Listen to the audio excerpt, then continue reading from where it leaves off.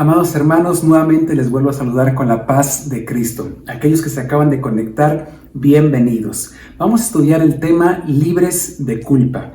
Ya en otra ocasión he hablado sobre ese tema, es como una serie sobre la culpa. Ya hablamos sobre buscando culpables, también hablamos sobre el peso de la culpa.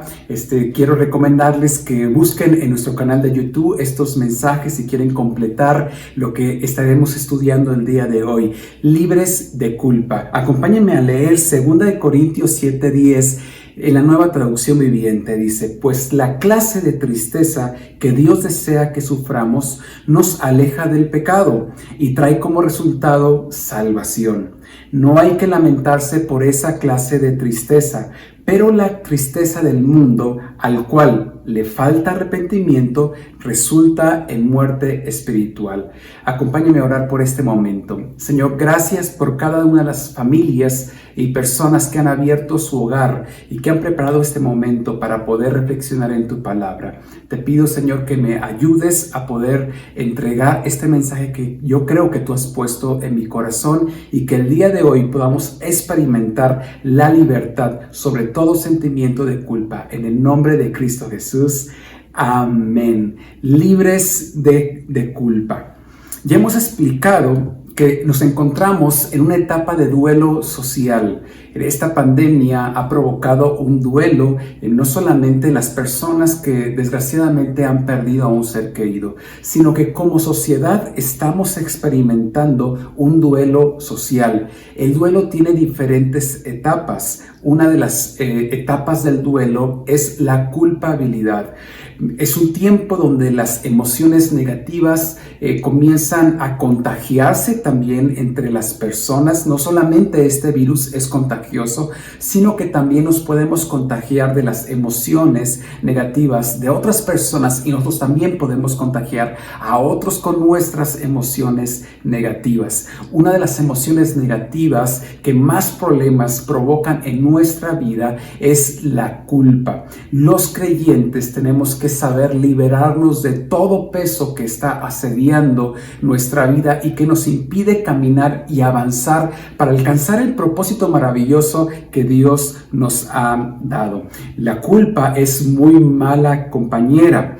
La culpa es una emoción que provoca bronca hacia nosotros mismo. Es resultado de haber una discrepancia entre lo que creemos y lo que nosotros hemos pensado, lo que hacemos o lo que hemos dicho. Una discrepancia con la moral en la que nosotros hemos creído.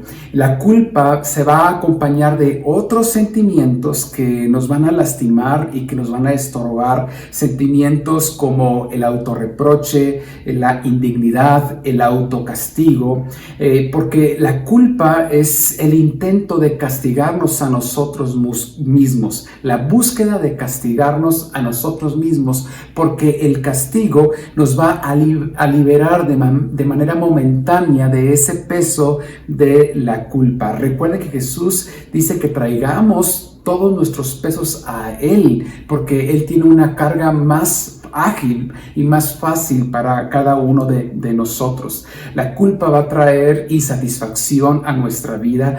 Es el peor enemigo de la felicidad. No nos permite disfrutar de las bendiciones que Dios nos ha dado y de aquellas cosas buenas con las que Dios nos ha rodeado. Además, dice la Escritura que todos los días estrenamos misericordias. La culpa va a impedir que nosotros podamos ver la realidad del amor de Dios para nuestras vidas y podamos disfrutar de las bendiciones que Él tiene para nosotros. La culpa va a hacer que nos detengamos, va a hacer que no luchemos por nuestros sueños.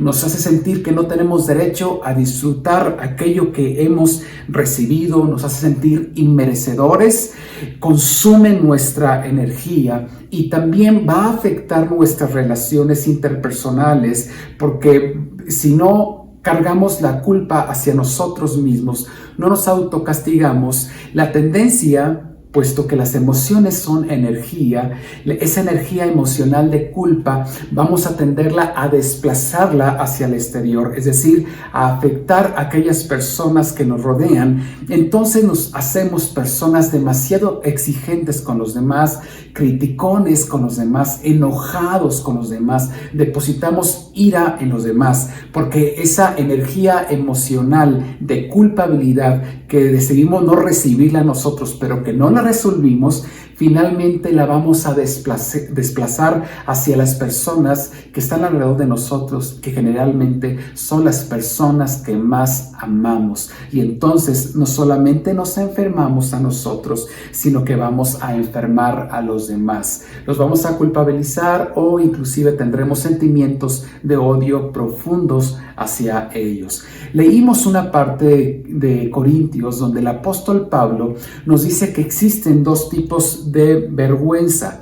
Una tristeza que viene de parte de Dios que produce arrepentimiento, pero existe otra tristeza que nos aleja de la salvación. Es la tristeza que el apóstol Pablo le llama la tristeza del mundo. A esa tristeza le va a faltar arrepentimiento y que va a traer como consecuencia finalmente la muerte espiritual. Por eso este tipo de tristeza es muy peligrosa. Miren, la palabra tristeza en el griego es la palabra lipe, que significa lipe con Y, que significa tristeza o dolor asociada a algo mal hecho. Es decir, podríamos traducir esta parte de la escritura como una culpa positiva o como una culpa negativa. La Biblia nos está enseñando que hay dos tipos de culpa, la positiva y la negativa. Quiero recordarte que la mayoría de los sentimientos pueden cruzar una frontera donde dejan de ser positivos y se convierten en negativos. Hay un momento donde la culpa se vuelve positiva y nos ayuda a reflexionar y avanzar, pero llega una línea, una frontera que no deberíamos cruzar, donde dejamos de entregarle ese sentimiento a Dios y lo entregamos al terreno del enemigo, del acusador. Bueno, pero primero quiero hablar cuándo es que la culpa es positiva. Cuando tenemos un sentimiento de tristeza porque cometimos algún error o dejamos de hacer algo importante o hicimos algo que ofendió a una persona, la culpa nos hace reflexionar en nuestro proceder y nos anima a comenzar a incorporar cambios que mejoren nuestra actitud o nuestra interacción con las personas o nuestra relación con Dios. La culpa la podemos convertir en algo positivo. Hay una historia que a mí me gusta reflexionar, que tiene que ver la forma como nosotros trabajamos el sentimiento de culpa. Si te pregunto o te menciono sobre Nobel, el apellido Nobel, ¿qué es lo primero que viene a tu mente? Seguramente lo primero que pensaste fueron en los premios Nobel. De hecho, ya estamos alrededor de un mes para poder celebrar o que el mundo celebre los premios Nobel y darnos cuenta quiénes serán los premios Nobel de este año. Pues se llevan a cabo el 10 de diciembre, que es cuando se está recordando la muerte de Alfred Nobel. Este hombre sueco fue un científico, un ingeniero que estuvo trabajando en diferentes países, y lo que muchos se les olvida es que Alfred Nobel fue el inventor de la dinamita. Cuando él inventa la dinamita, no es que tuviera en su mente el objetivo de crear o desarrollar oportunidades de guerras, sino que él sabía que la dinamita podía producir desarrollo para tener mejores carreteras, mejores vialidades, puentes, tantas cosas y beneficios que podría darnos un explosivo. Pero como sabemos, muchas de las cosas buenas en la vida se hacen malas dependiendo el uso que nosotros le estemos dando. Y lo que sucedió es que la dinamita comenzó a usarse como instrumento de guerra. De hecho, Alfred Nobel también creó, patentó muchos instrumentos de guerra. Tengo entendido que son 355 inventos que patentó. Muchos de ellos están relacionados con la guerra. Su invención de la dinamita permitió el desarrollo de armas poderosas como sería una metralleta. Bueno, esto revolucionó la guerra para siempre. En una ocasión, una de las fábricas, porque Alfred Nobel logró dirigir y levantar muchas fábricas en diferentes partes del mundo que le generaron una gran riqueza. Una de esas fábricas explotó donde murieron 5 personas y entre ellas o además murió su hermano mayor. Sin embargo, esto no detuvo a Alfred Nobel, sino que él estuvo avanzando, creando, inventando. Siempre tuvo una sensación de insatisfacción. De hecho, se comunicaba con algunas personas que fomentaban la paz. Pero el cambio vino cuando su hermano, uno de sus hermanos, estando de vacaciones en el sur de Francia, murió. La prensa española algunos de ellos confundieron a Nobel y creyeron que había sido Alfred Nobel, y entonces comenzaron a publicar en muchos periódicos. En primera plana aparecía un título que eso vino a marcar la vida de Alfred Nobel: el mercader de la muerte está muerto. El doctor Alfred Nobel, quien se enriqueció encontrando maneras de matar a más gente más rápido, murió ayer. Así decían algunos de los periódicos. Entonces, Alfred Nobel tuvo la oportunidad de leer su obituario antes de morir, y cuando él ve cómo la prensa lo estaba calificando como el mercader de la muerte, no le gustó, y entonces él quiso idear una forma para ser recordado en la historia, no como el mercader de la muerte, sino con algo positivo, y entonces él hizo la Fundación Nobel. Así se crearon los premios Nobel, que actualmente entregan premios a diferentes disciplinas como la paz, como la medicina y otras más. Tengo entendido que son 6 premios Nobel los que se entregan, y actualmente todo el mundo que escucha Nobel, el apellido Nobel, piensa en Alfred Nobel y piensa en todos los premios que están impulsando la ciencia actualmente. Alfred Nobel logró usar el sentimiento de culpa como algo positivo para crear algo que ha trascendido décadas y que impulsa a muchas personas a crear ciencia y tecnología y a luchar por la paz. Aquí entre paréntesis hago una pregunta: ¿qué quieres que diga en tu obituario? Si Alfred Nobel pudo cambiar lo que diría finalmente su obituario con una decisión que tomó, ¿cuánto puede cambiar con nosotros que hemos tenido una relación con Jesús? El lado positivo de la culpa solamente se vive cuando nos ayuda a detectar las áreas en las que nos hemos equivocado y entonces eso nos lleva a mejorar. El sentido de culpa es como darnos cuenta en qué área, es como si se prendiera un foco rojo en nuestra vida, y entonces analizar por qué se ha prendido ese foco rojo. Cuando tenemos nuestro vehículo y de repente se prende una lucecita, tenemos que llevarlo al técnico para saber por qué se prendió esa lucecita si es que no has identificado. Está señalando que hay un problema. Así también sucede con la culpa. Entonces la culpa es positiva cuando nos ayuda a detectar aquellas áreas de nuestra vida que podemos mejorar, pero cuando la culpa no nos lleva a detectarla, sino que nos detiene en la vida, entonces se convierte en una culpa negativa.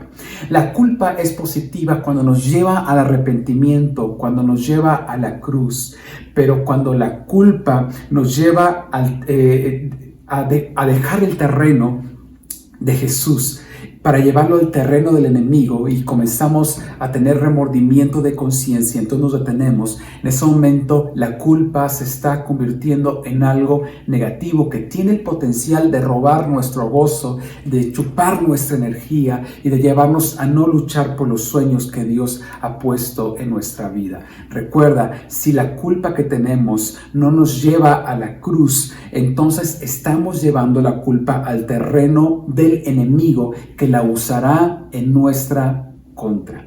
Tú tienes que tomar la decisión, todos tenemos que tomar la decisión el día de hoy de que la culpa que sintamos la mantengamos en el terreno de nuestro Señor Jesucristo, lo llevemos a la cruz y entonces podamos llevar a cabo cambios, resultado de la gracia que está en nosotros, el Espíritu Santo produciendo cambios profundos en nosotros.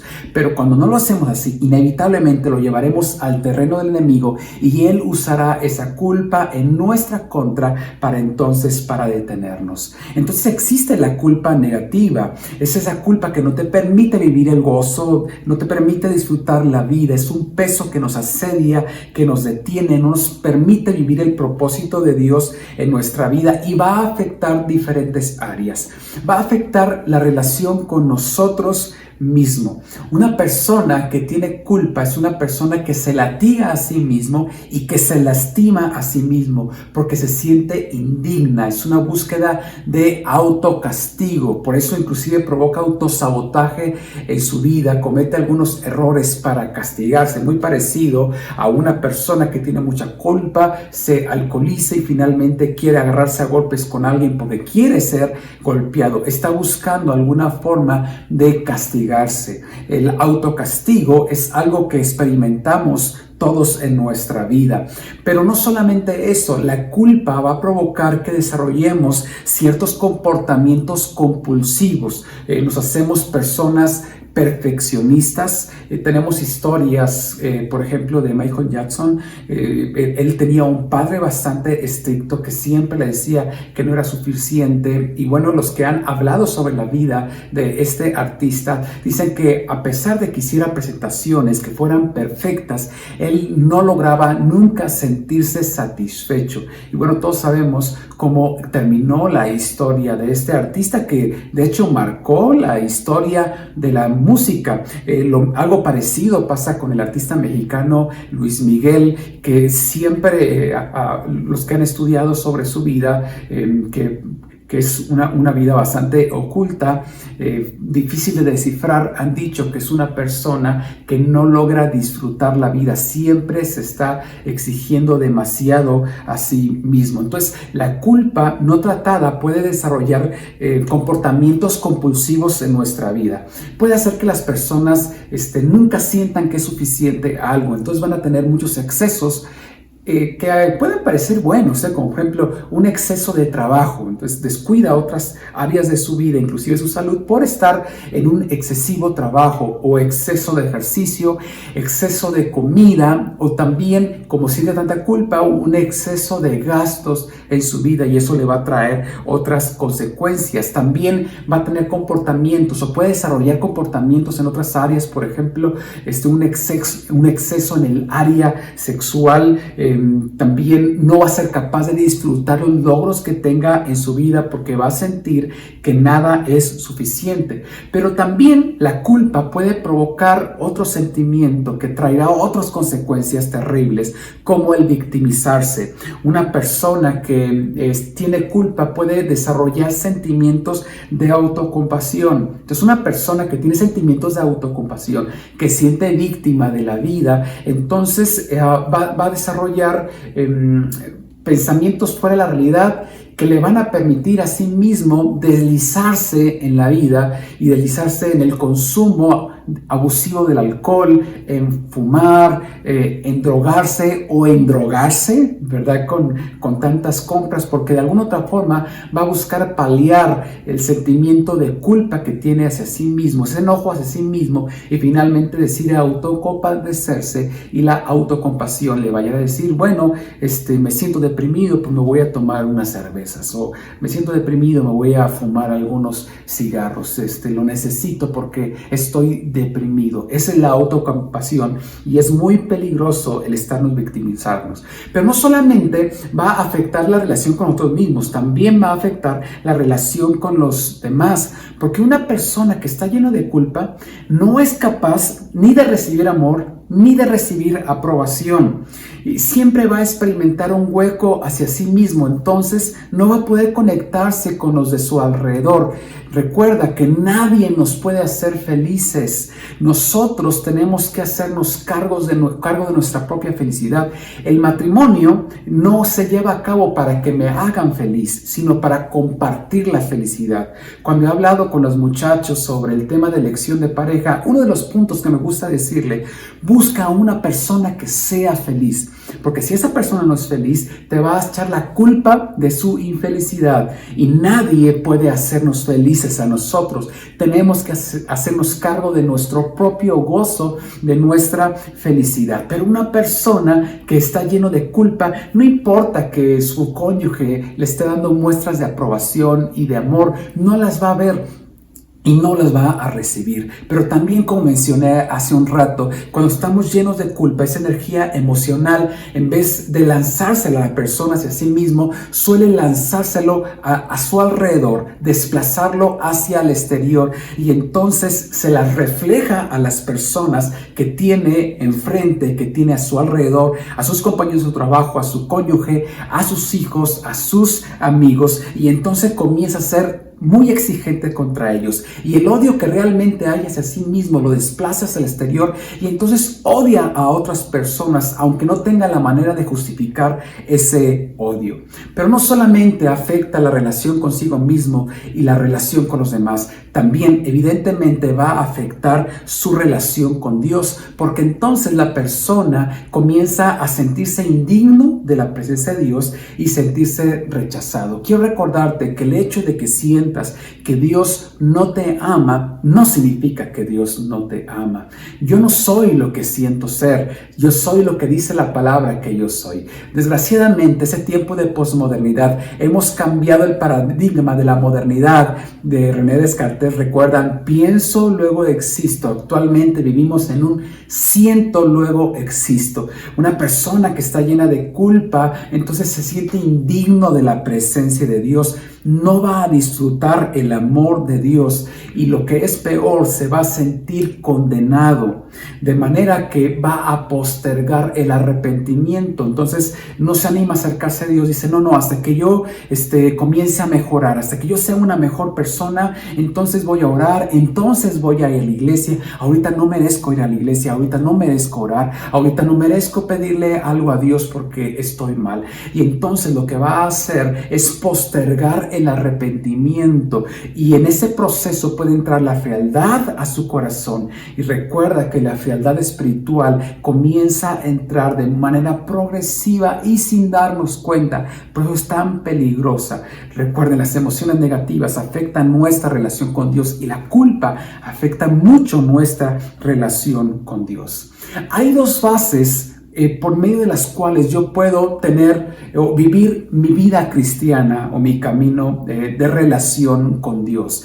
Estas dos bases se han vivido en toda la historia, y estoy diciendo, la primera base sería la culpa y la segunda base sería la fe. La culpa tiene que ver con un sentido de la ley. O sea, vivir bajo la ley, y vivir la fe significa vivir bajo la gracia. Son dos caminos diferentes para andar en la vida cristiana. Son dos extremos para experimentar la vida cristiana. Hay muchos creyentes que basan su relación con Dios en la culpa. O sea, muchos se relacionan con Dios por medio de la culpa, y tratan de ganarse a Dios a través de trabajar. Tratan de ganarse a Dios a través de comenzar a pagar indulgencias, a lastimar su cuerpo. Eso ha estado en la historia. Ustedes conocen casos como estos. Entonces quieren ganar los favores de Dios a través del trabajo o a través de humillarse. Hay personas que de esa manera ayunan, y entonces ven el ayuno como decir: yo estoy lastimando mi carne, cuando el ayuno, ese no es el enfoque. El enfoque del ayuno es un entrenamiento espiritual para para poder desarrollar dominio propio y para un tiempo de consagrarnos a Dios, pero no ese sentimiento para decir, me tiene que doler. O por ejemplo, alguien cuando va a ofrendar y dice, no, si no te duele, entonces no sirve. Hermano, tienes que dar hasta que te duela. No es así, la Biblia dice que tienes que ofrendar con gozo, si no, mejor no ofrendes. Si vas a diezmar con dolor, mejor no diezmes, porque tiene que ser con gratitud y con gozo a Dios, sabiendo que Él es nuestro proveedor. Hay muchos que se relacionan a través de la culpa. Por ejemplo, tenemos la historia que cuenta Juan Rulfo, mi paisano de Sayula, cuando escribe El llano en llamas, el capítulo de Talpa. Ahí cuenta la historia de Tanilo, que está enfermo, tiene llagas que surpuran, y bueno, tiene a su esposa Natalia y a su hermano, que por cierto ellos son amantes, y bueno, él quería ser sanado y él comienza, animado por Natalia y por su hermano, que ellos querían pues, que se hiciera a un lado porque les estaba estorbando. Él emprendió un viaje, una caminata muy larga hacia Talpa. Como año tras año nosotros podemos ver en nuestro estado que esto sucede. Y bueno, la historia es interesante hasta que finalmente llega a donde está la Virgen de Talpa, después de que algunos danzantes lo habían pisado. Él se había esforzado por danzar lo más que podía porque él estaba lastimando su cuerpo, y cuando está enfrente de la Virgen de Talpa finalmente cae muerto. Esto es lo que hacen las personas al querer ganarse el favor de Dios. Se están relacionando a través de la culpa. Antes las personas pagaban indulgencias para poderse ganar los favores de Dios. Por eso creían en el purgatorio, que la Biblia nunca habla de eso. Pero el purgatorio era esa suerte de lugar donde los familiares podrían pagar para que sus familiares que habían fallecido pudieran ganar el cielo, o para que las almas pudieran, por medio de algunos castigos, poder llegar entonces al cielo. Es una idea equivocada de la gracia. Ahora, también tenemos que aclarar que la culpa se vuelve inclusive subjetiva cuando se está viviendo en ese tipo de relación con Dios, porque inclusive la culpa puede llevarnos a sentir que hicimos algo mal, que no está mal. Uno de mis pastores contaba la historia de una hermana recién convertida que un día llegó llorando, diciéndole, pastor, yo ya caí de la gracia de Dios, yo me voy a condenar. ¿Por qué? ¿Qué pasó? Es que he matado. Pues ¿a quién mató? Si es que vi un insecto y lo pisé. Y nos da risa escuchar esta historia, porque ella vio en la Biblia que decía, no matarás. No se dio cuenta que se refería a no matar a otro humano. Y bueno, el pastor le tuvo que explicar que eso no era pecado, y entonces ella se liberó de la culpa. Pero fíjate cómo también la culpa es subjetiva. En una ocasión una hermana me dijo que ella no usaba pijama por las noches. Estoy hablando de hace muchos años atrás, yo todavía no era pastor. Que ella no usaba pijama en las noches porque ella creía que usar pantalón estaba mal. Y entonces decía ella, ¿qué tal que si viene Jesús en la noche y me encuentra con pijama, no me voy a salvar? Y algunos se han preguntado, ¿cuál es tu concepto de la gracia?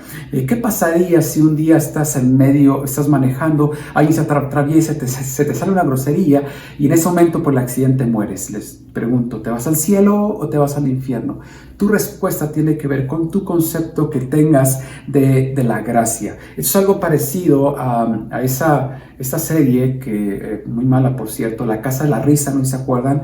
Cuando el tema de lo sexual y lo albur comenzó a estar en la televisión, y había un personaje de Chabela, creo que sí se llamaba así, con el padre Otero, ¿se acuerdan? Y siempre ella llegaba llorando, creyendo que había pecado en algún aspecto que no había pecado. Bueno, me recuerdo algunas de esas escenas. Realmente el programa no es nada para recomendarse, pero creo que nos ayuda a ejemplificar. Salía en televisión abierta. Entonces, eso es cuando comenzamos a relacionarnos con Dios a través de la culpa. ¿Qué es lo que Dios está esperando de nosotros? Que nosotros tengamos una relación con Él a través de la fe, una fe en la gracia de Dios. Entonces no se trata solamente de tener convicción de pecado, porque se habla mucho de eso. Entonces el Espíritu Santo produce convicción de pecado, sí, pero la convicción de pecado tiene que ir acompañada de convicción de gracia. Si no, entonces no sirve. sino entonces estamos hablando de una culpa negativa que me va a llevar a la perdición y a la condenación. Tú revisa esto. Yo por muchas veces he escuchado que dice, es que la convicción de pecado, pero casi nadie habla que la convicción del pecado va de la mano de la convicción de gracia. De hecho, es lo que dice Juan 16:8. Dice, cuando Jesús venga, convencerá al mundo de pecado, de justicia y de juicio. Y más adelante explica a qué se refiere de la justicia y el juicio. Y tiene que ver con la obra redentora, con el evangelio. La convicción de pecado no sirve de nada si no hay convicción de gracia. Entonces es bueno tener convicción de que pecamos, de que fallamos a Dios, pero al mismo tiempo tener convicción de que tenemos un Dios bueno que nos ama. Yo quiero recordarte que Dios se revela en la Biblia, que Jesús se revela en la Biblia no como nuestro juez, sino como nuestro abogado. Primera de Juan 2:1 dice, hijitos míos, estas cosas las escribo para que no pequen, y si alguno peca, abogado tenemos delante del Padre, a Jesucristo el justo. Entonces Jesús se está revelando no como juez, sino como nuestro abogado. Es bien diferente estar frente al juez que estar frente al abogado. El juez te va a enjuiciar, el abogado te va a defender. Entonces Jesús viene a examinar nuestra vida, no para enjuiciarnos, sino para defendernos. Y entonces darnos su Espíritu Santo, que finalmente nos dará santidad y nos dará dominio propio. Jesucristo, cuando estaba en la cruz antes de morir, hizo un grito y dijo algo maravilloso. Padre, perdónales porque no saben lo que ellos hacen. Y esto es bien interesante porque desde Roma hasta actualmente existe algo que se llama la presunción de inocencia. Y lo que Jesús gritó en la cruz es una presunción de inocencia por su gracia. Esto es maravilloso. Lo que Jesús está diciendo es que cuando nosotros pecamos y vamos a la cruz, Él nos defiende en presunción de inocencia, y entonces nosotros podemos recibir el rescate de lo que Jesús hizo por nosotros, recibir la salvación. ¿Qué es lo que pienso que debemos de hacer? Hoy quiero proponerles deconstruir la culpa. La cultura nos ha construido la culpa. Eso está metido en nuestra cultura latinoamericana. La cultura latinoamericana produce culpa y mete culpas. La culpa se ha usado para manipular a las personas, para manipular naciones enteras. De hecho, la culpa es la mejor manera de manipular a una persona. ¿Tú quieres manipular a alguien? Échale culpa a esa persona y la vas a manipular. Aguas con aquellos que se acercan a tu vida como meteculpas, porque lo que están buscando es manipularte. Eso está arraigado en nuestra cultura. Lo que yo les estoy proponiendo el día de hoy es deconstruir la culpa. Y hay varias formas de trabajar la deconstrucción de la culpa. Lo primero es que hay que comprender cuál es la raíz de la culpa. El mayor miedo que tenemos las personas, todo ser humano, es a ser rechazado. La mayor necesidad de cualquier ser humano es ser aceptado. La mayor necesidad es ser aceptado. El mayor miedo es ser rechazados. ¿Cuál es la forma de no ser rechazados? Bueno, tratando de ser perfectos o aparentar perfección. Pero esa es la única forma de que seamos monedita de oro, pero eso no es posible porque todas las personas tenemos sellos de identificación que es imperfección. Las imperfecciones también nos identifican porque Dios nos diseñó de esa manera. Entonces, puesto que no podemos ser perfectos, tenemos culpa por no ser perfectos. Tenemos culpa, y esa culpa está relacionada con un miedo a ser rechazados. Tenemos culpa porque tenemos miedo a ser rechazados. Lo que estoy diciendo es que el origen de la culpa tiene que ver con la búsqueda de la perfección. Y la búsqueda de perfección es algo completamente, un camino de insatisfacción total, porque solamente Dios es perfecto, solamente Dios es perfecto.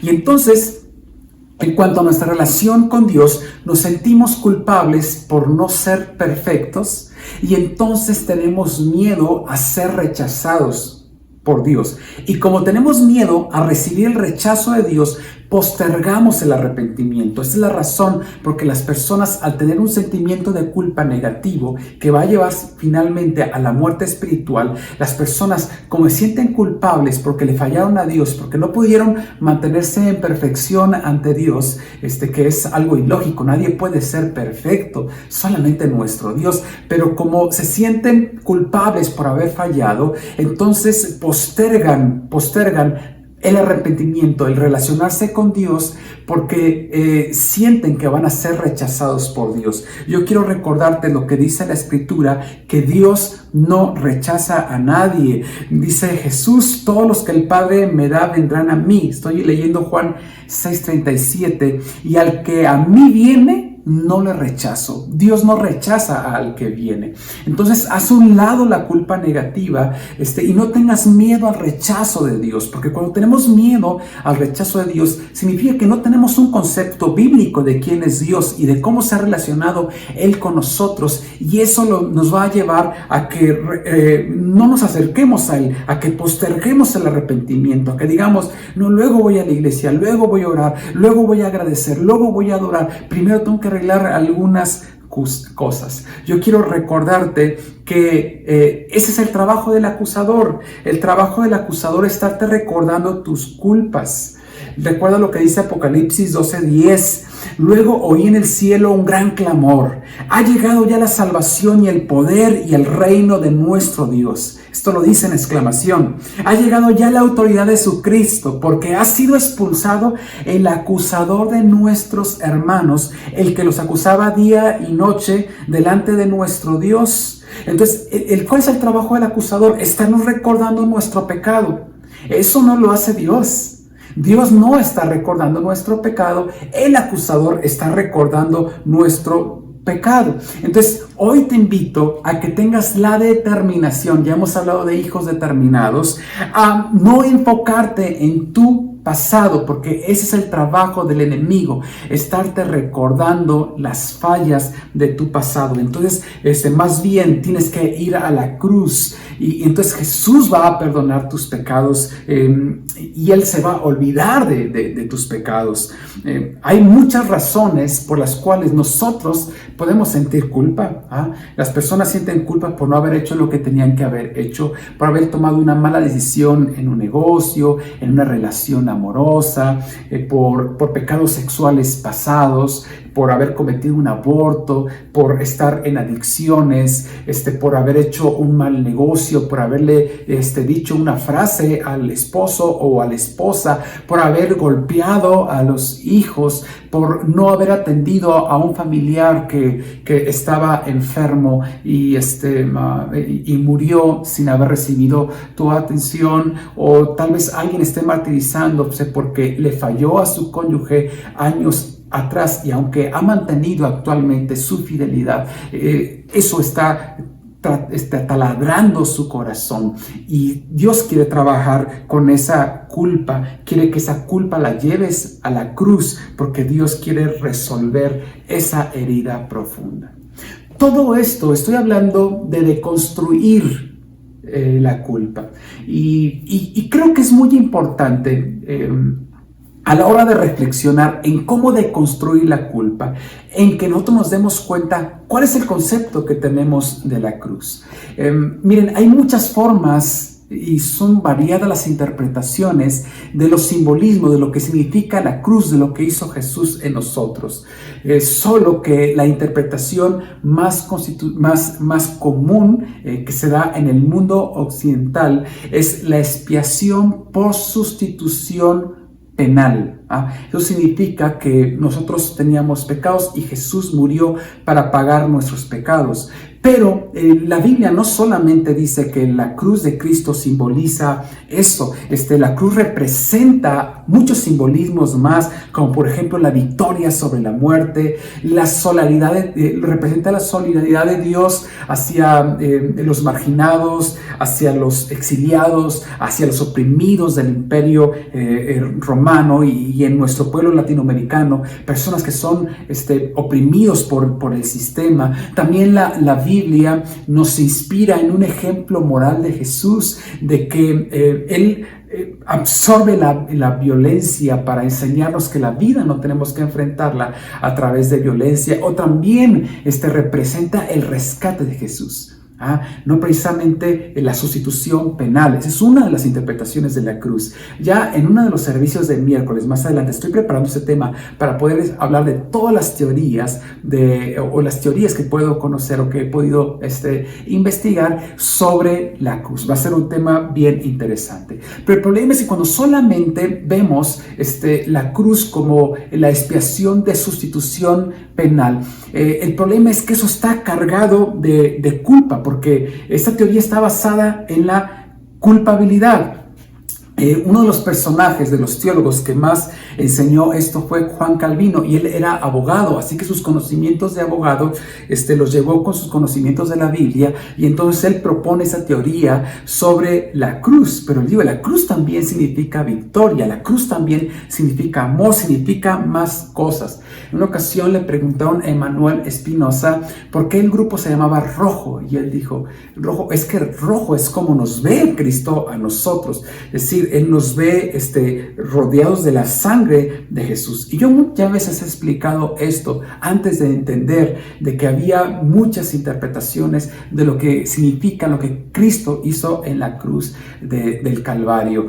Pero cuando lo vemos solamente de esta manera, estamos teniendo una visión solamente de la culpa. Está lleno de culpa. Estamos interpretando que Dios no puede relacionarse con nosotros si no es que estemos nosotros rodeados de sangre. Entonces, cada que pecas, nos recuerda que somos culpables de la muerte de Jesús. Cuando la Biblia cuando el mismo Jesús no hizo ver su muerte como un asesinato, que realmente fue un asesinato, Él nos lo presentó a nosotros como un sacrificio por nosotros, como un regalo de amor, y nos lleva a celebrar la resurrección. Hay muchas personas que en su casa tienen un crucifijo, su Cristo está crucificado, pero hay muchos cristianos que en su corazón su Cristo sigue crucificado y no están celebrando la resurrección, o sea, siguen lastimándose hacia sí mismos. Eso está lleno en nuestra forma de ver la vida cristiana. Hay un canto muy antiguo que se llama Yo quiero trabajar para el Señor, y tiene una estrofa que dice: yo quiero trabajar para el Señor para pagar la cuenta, así dice, para bajar la cuenta que yo tengo con Él. Y luego continúa: y aunque nunca la pague y aunque nunca la baje, yo tengo que hacer algo. Señor, ayúdame. Se fijan que es el pensamiento de un cristiano que se está relacionando con Dios solamente a través de la culpa. Pero también, cuando tenemos un mayor entendimiento de la culpa y de la gracia, y nos liberamos de la culpa, tenemos que reemplazar esa culpa por algo más en nuestra relación con Dios. Miren, yo he visto muchos casos de cristianos que cuando han entendido la gracia, porque creo que el mundo pentecostal, el pueblo pentecostal, hablamos demasiado de la santidad y a veces olvidamos hablar de la gracia. Entonces hay muchos cristianos que todavía todo el tiempo están con miedo a que si seré salvo o no seré salvo. La Biblia nos enseña que el bautismo, el perdón de pecados son los rudimentos, y tenemos que ir a un camino más excelente. Eso está en Hebreos capítulo 6. Si no me equivoco, o sea, tenemos que avanzar. O sea, un cristiano que todo el tiempo está con miedo a la condenación es un cristiano que no va a trascender en el llamado que Dios le ha dado. ¿Por qué? Porque está basado en un sistema de culpabilidad, en la ley, y no está basándose en la gracia. Pero también he visto muchos creyentes que entonces descubren la gracia de Jesús y entonces comienzan a usar la gracia como libertinaje. Me doy cuenta que muchos cristianos están basados en la culpa en esto. Por ejemplo, hay creyentes que mientras estaban en la iglesia no se comían ni un borrachito. Como me dijo una vez un hermano, es que el pastor, un poco de levadura leuda toda la masa, ¿no? Y ni siquiera un borrachito se quería comer, ¿no? Porque eso me va a contaminar. Pero después dejan el camino de Dios y se meten alcohol hasta por las venas.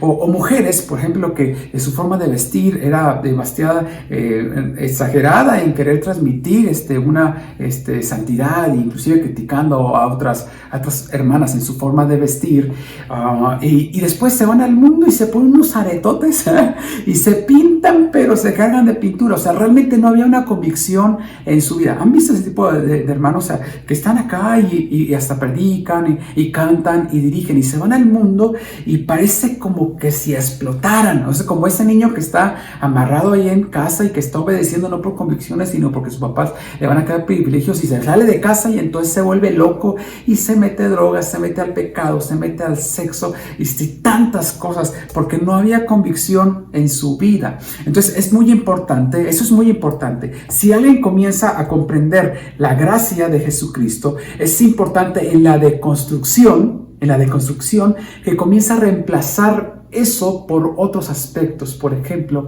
el amor de Cristo, que comience a decir, bueno, yo me porto y tengo una relación con Dios no por miedo, no por temor, no por la culpa, sino por el amor a Jesús, sino por pasión por el reino, porque tengo una relación de padre a hijo.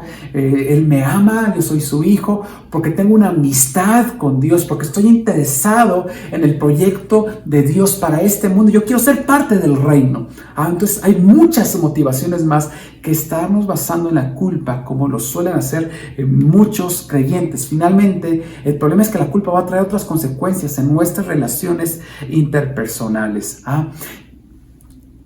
¿Qué te invito el día de hoy? Que hoy lleves cualquier sentimiento de culpabilidad hacia la cruz. La clave es darnos cuenta que nosotros no somos un producto terminado todavía, que tenemos fallas, que tenemos errores, y que cuando nos damos cuenta de nuestros errores, entonces vayamos a la cruz y los entreguemos. El apóstol Pablo escribió, lo estudiamos la semana pasada en 2 Corintios 12:9, básate en mi gracia porque mi poder se perfecciona en la debilidad. Eso Dios le dijo a Pablo, lo dice, por tanto de buena gana me gloriaré más bien en mis debilidades. Pablo dice, me voy a gloriar en mis debilidades para que habite en mí el poder de Cristo. O sea, déjate de reprochar por tus debilidades y mejor ve a la casa del alfarero. O sea, hay muchos creyentes que están reprochándose sus debilidades, están postergando el arrepentimiento y no van a la casa del alfarero. Hoy ve a la casa del alfarero, no te quedes ahí culpabilizando, autocastigándote, queriéndote alcoholizar, queriéndote tomar un cigarro, queriendo comprar un montón de cosas para paliar ese hueco que tienes en tu vida. No, hoy ve a la casa del alfarero, ve a la cruz. Jesús no te va a rechazar, no pienses que Él te va a rechazar. Él te ama tanto. No hay nada que tú puedas hacer para que Dios te odie o cambiar los sentimientos que Dios tiene hacia ti, porque Él ha decidido amarnos y darnos una oportunidad de ir hacia su camino. Así que deja de reprocharte el día de hoy y ve a la casa del alfarero para que el Señor comience a modificar lo que Él quiera modificar. Es muy importante que el día de hoy sientas amor, cariño y respeto por ti. Hay que tener respeto por sí mismo. Y no estoy diciendo que te jactes de ti, no, jáctate de la gracia de Dios. A mí me gusta poner este ejemplo. Dios es el artista perfecto de la creación. Si yo veo a un artista que hace una pintura y yo delante del artista le digo, oye, esa pintura no me gusta, yo estoy ofendiendo al artista y el artista se va a sentir ofendido. Así que cuando tú vas al espejo y comienzas a reprocharte, o te metes en tu pensamiento y comienzas a reprocharte, decir, ay, yo no sirvo para nada, y no tienes respeto por ti mismo, en ese momento tú estás ofendiendo a tu creador. Tú eres una creación perfecta, una obra maestra de Dios. Mira lo que estoy diciendo, tú eres una obra maestra. Dios planeó que tú fueras su hijo. Él te ha llamado y tenemos el privilegio de poderle conocer. O sea, siempre va a haber una razón para no sentirnos cómodos con nosotros mismos. Y el enemigo quiere usar esto para hundirte. Siempre tendrás un pretexto, una razón para no respetarte a ti mismo, para no sentirte bien, porque el acusador te lo estará recordando y te llevará a quererte, a que te enfoques en tus debilidades. Pero hoy no te enfoques en tus debilidades, hoy enfócate en la gracia de Jesucristo, en el amor que Él tiene para ti. Y cuando vas a la cruz, entonces no tienes que preocuparte por tu transformación, porque la misma palabra de Dios y el Espíritu de Dios comienza a transformarte. En Europa, un tiempo hubo una campaña donde comenzaron a decir: ¿qué es eso que haya modelos que no tengan ni un lunar? No, tiene que haber un lunar. Un lunar es una imperfección, pero es parte de la belleza de la piel, así que no es posible que haya un rostro sin ningún lunar. No te avergüences de tu lunar, yo tengo mucho, no me avergüenzo de ellos. Pablo decía: yo me voy a gloriar de mis debilidades, más bien voy a ir a la cruz y decirle: Señor, lo que tú tengas que transformar de mí, entonces tú cámbialo, porque tú me has hecho como una obra de arte. El no amarte a ti mismo, eso es ofender a Dios. Así que hoy deja de reprocharte, ve a la casa del alfarero el día de hoy, recibe el perdón de Dios para tu vida. No te estés enfocando en tus fallas. Recuerda que cuando Dios te perdona, Él te perdona para siempre. En una ocasión, un predicador, un pastor predicador, que conoce a una profeta, y para probarla le dijo, él trabajaba mucho para el Señor, pero él tenía una culpa de algo que había hecho en su juventud. Y se acerca a la profeta y le dice: yo ahorita me voy a dar cuenta si usted realmente es una profeta de Dios. Pídale a Dios que le revele cuál fue el pecado que yo cometí en mi juventud. Algo que le había marcado. Y ella dijo: ¿quieres que ore por eso? Sí, ora por eso. Y entonces ella dice: bueno, voy a orar. Y comienza a orar. Y recibe una palabra de Dios y le dice: ya tengo la respuesta de parte de Dios. Y, ¿cuál es mi pecado en la juventud? Dice el Señor que no se acuerda. Dice el Señor que no se acuerda. Y es que cuando el Señor nos perdona, Él nos perdona para siempre. Y cuando llegamos a la oración, después de haber fallado, alguien puede decir: Señor, esa es la segunda, tercera, cuarta o quinta vez que te fallo. Y el Señor te diría: ¿qué me estás diciendo? Es la primera vez que me fallan, porque el Señor se olvida para siempre nuestros pecados. Y la Biblia habla bastante sobre esto. Isaías 1:18 dice: vengan ya, vamos a discutir en serio, a ver si nos ponemos de acuerdo. Si ustedes me obedecen, yo los perdonaré. Sus pecados los han manchado como con tinta roja, pero yo los limpiaré, los dejaré blancos como la nieve. Entonces comerán de lo mejor de la tierra. Miqueas 7:19 dice: volverá a manifestarnos su ternura, olvidará y arrojará al mar nuestras culpas. O sea, lo profundo del mar. ¿Sabían que hay profundidades del mar que el ser humano aún no ha llegado? Bueno, allá lanza, es decir, el Señor está diciendo: esos pecados se fueron para siempre. Primera de Juan 3:20, me encanta este versículo, una traducción viviente, dice: aún si nos sentimos culpables, Dios es superior a nuestros sentimientos y Él lo sabe todo. ¡Qué maravilloso! Salmo 103:3 dice: el Señor perdona tus maldades y sana todas tus dolencias. Dice 1 de Juan 1:8-9: si afirmamos que no tenemos pecado, lo único que hacemos es engañarnos a nosotros mismos y no estamos viviendo la verdad. Pero si confesamos nuestros pecados a Dios, es decir, Dios ya sabe que vamos a fallar. Dice: pero si confesamos nuestros pecados a Dios, Él es fiel y justo para perdonarnos nuestros pecados y limpiarnos de toda maldad. Romanos 8:33-34 dice: ¿quién se atreve a acusarnos a nosotros, a quienes Dios ha elegido para sí? Nadie, porque Dios mismo nos puso en relación correcta con Él. Entonces, ¿quién nos condenará? Nadie, porque Cristo Jesús murió por nosotros y resucitó por nosotros y está sentado en el lugar de honor a la derecha de Dios e intercede por nosotros. Hoy quiero recordarte que Dios te ama tanto. Deja de reprocharte por los errores que has cometido. No sigas postergando más el arrepentimiento. Y el día de hoy ve a la casa del alfarero. Ve a la cruz. Que ese sentimiento de culpa, hazlo algo positivo. Si Nobel lo pudo hacer, ahora con la gracia de Dios, Tú puedes hacerlo, tú puedes alcanzarlo, tú puedes ir a la cruz de Jesús. Recuerda que si ese sentimiento de culpa no te lleva a la cruz, es inútil y te está haciendo daño. No le hagas caso al acusador que día y noche está trayendo pensamientos a tu corazón para decirte que Dios no te ama y de que no eres salvo. Tú el día de hoy reclama las promesas de Dios y comienza a recitar las escrituras y decir: soy salvo por gracia, no por méritos propios. El Señor me ha perdonado. El Señor me ha limpiado para siempre de mis pecados y el enemigo nunca más, y Dios nunca más se va a acordar de mis pecados y el enemigo no tiene ningún derecho de estarme acusando. Hoy recuerda y declara que eres la obra maestra del Señor, que el Señor te ama y que Él está esperando que te ames a ti mismo también. El día de hoy es importante que te perdones. A veces necesitamos perdonarnos por no saber hacer algo en algún momento de nuestra vida y por cometer un error. Todo eso llévalo a la cruz del Calvario el día de hoy y recibe el perdón de Dios. Hoy alguien tiene que ser liberado de todo sentimiento de culpa. En ese tiempo que estamos viviendo de pandemia, surgen sentimientos negativos y puede surgir la culpa que puede absorber nuestra energía, nuestra paz interior, quitarnos la capacidad de recibir gozo, de disfrutar la vida que Dios nos ha dado. Permíteme orar por ti en el nombre de Cristo Jesús. Señor, hoy vamos a la casa del alfarero. Hoy vamos a la cruz, Señor, para entregarte todos nuestros errores, nuestros pecados, Señor.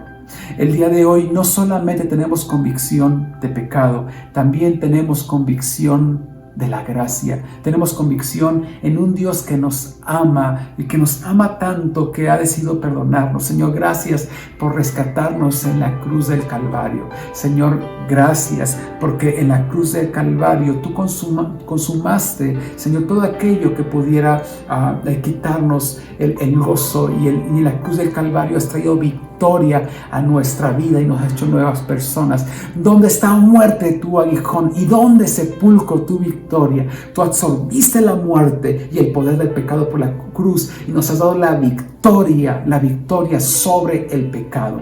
Gracias, papá. Gracias por amarnos tanto y porque podemos tener una relación contigo, no por nuestros méritos, sino por los méritos tuyos. Gracias por tu amor. Gracias en el nombre de Cristo Jesús. Amén. Amén.